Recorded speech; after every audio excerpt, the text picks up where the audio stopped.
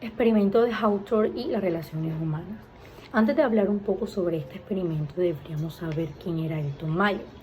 George Elton Mayo nació el 26 de diciembre de 1980 en Adelaida, del Reino Unido de Gran Bretaña.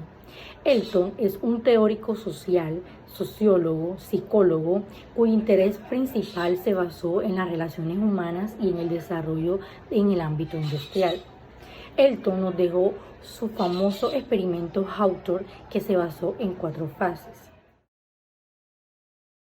Dicho experimento se llevó a cabo en el año de 1924 en Western Electric Company, en Chicago, Estados Unidos, cuyo objetivo era determinar la satisfacción del hombre y la eficiencia de los obreros en la producción. El experimento de Hawthorne tuvo un periodo total de duración de 8 años, en donde Elton y sus colaboradores realizaron un exhaustivo estudio sobre las diferentes condiciones laborales, donde tenía un efecto, ya sea negativo o positivo, sobre el rendimiento de los trabajadores. Este estudio se dividió en las siguientes 4 fases. Fase 1. En esta fase se tomó como primer objetivo dividir a los trabajadores en 2 grupos. Al primero de los grupos se le asignaron sus labores de manera normal, pero con una intensidad de iluminación variable. Al segundo grupo se le asignaron sus labores de igual manera, pero esta vez con una intensidad de iluminación fija. Esta fase se ejecutó con el fin de elaborar y verificar la correlación entre la productividad e iluminación en el área de trabajo. Se estudió el efecto que tenía la iluminación en el rendimiento de los obreros. Se descubrió que en el primer grupo hubo una intensidad de producción inestable que varió según creyeran era la intensidad de la luz sin que ésta tuviera una relación directa. Los investigadores sorprendidos notaron una variable difícil de aislar cuyo nombre era factor psicológico. Los operarios reaccionaban de acuerdo a una suposición personal, ya que por creencia personal ellos se sentían en la obligación de producir más cuando la intensidad de la luz aumentaba y de producir menos cuando disminuía.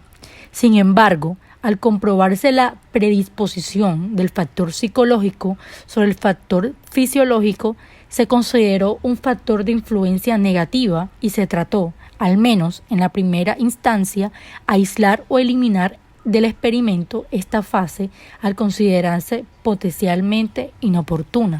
Segunda fase. Esta etapa se llevó a cabo en 1927. En esta etapa se escogieron a 6 trabajadores de nivel medio. Se creó un grupo de observación. Dicho grupo estaba conformado por 5 mujeres jóvenes que manufacturaban interruptores, mientras una 6ª mujer tendría encargada la parte operaria y de proporcionar las piezas. Se desarrolló un espacio de labores alterno y separado de los normalmente establecidos para los empleados y pasaron de contar con un supervisor a contar con un encargado que servía como orientador. La segunda fase se dividió en 12 subperiodos en los cuales se modificaron, entre otras cosas, los sistemas de pagos, se introdujeron periodos de descanso, jornadas más cortas de trabajo, refrigerios y supervisión flexible. Se estudió las reacciones de los operarios ante los cambios de estímulos y su relación con la producción.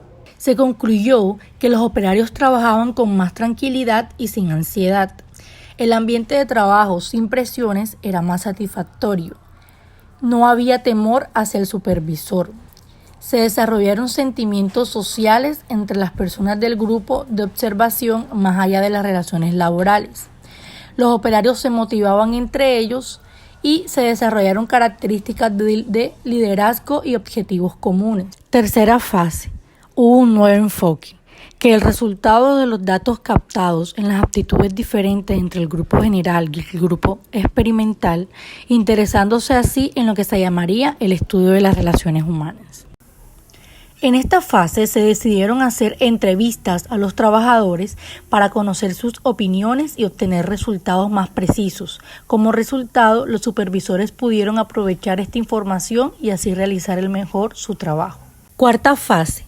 Se escogió un grupo experimental para trabajar en una sala especial con condiciones de trabajo idénticas a las del departamento, pero esta venía con varios cambios, tales como de que un observador estaba dentro de la sala y otro fuera de ella. Adicional a esto, contaban con un entrevistador para el grupo. El observador, que se estableció con anterioridad, una vez relacionado con el grupo experimental, pudo constatar que dentro del salón los operarios hacían uso de algunas artimañas. Una vez que los operarios lograban lo que creían ser su producción establecida por ellos mismos, reducían su ritmo de trabajo a propósito. Esta cuarta etapa permitió el estudio de la organización informal de los empleados y la organización formal de la empresa. El experimento de Hausdorff fue suspendido en 1932 debido a la escasez de los fondos destinados especialmente para ellos. Logró ser totalmente fundamental en la teoría administrativa. Sacudió los principios de la época y de la teoría clásica que se encontraba firmemente arraigada en ese momento. Esto fue todo por hoy. Espero que les haya gustado y servido de gran ayuda todo esto que hablamos sobre el experimento Hausdorff.